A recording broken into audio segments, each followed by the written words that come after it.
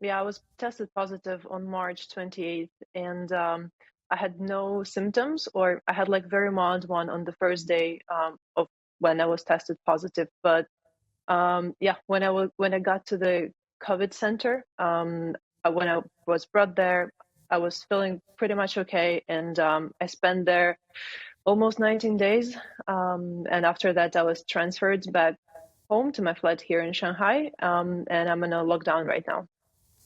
What was the camp or the centre, the COVID centre, what was it like, and what did you experience during your nearly 19 days? Well, the one that I've been to, it's Shanghai Expo Center, which is normally used as a trade show building. It was a big hall with like 4,000 people inside, 4,000 beds, like basically one person had one bed for him or herself. Um, it was, I mean, the facilities were not very nice, I would say.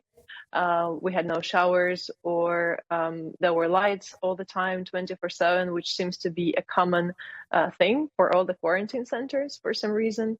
Um, and I mean, we had food 3 times a day, which was fine.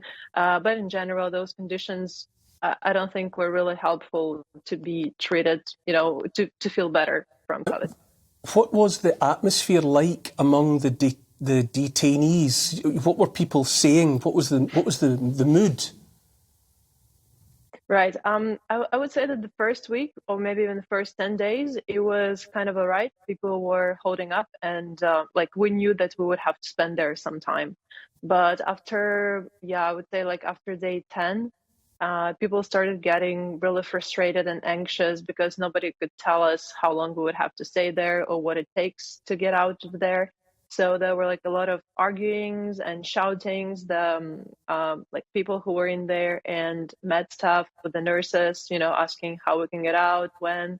So it was like this anxiety. I would say collective anxiety was building up more and more and more day by day.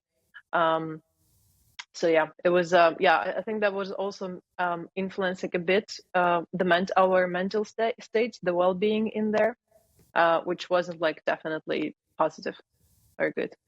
And how were you finally able to get out and get back home?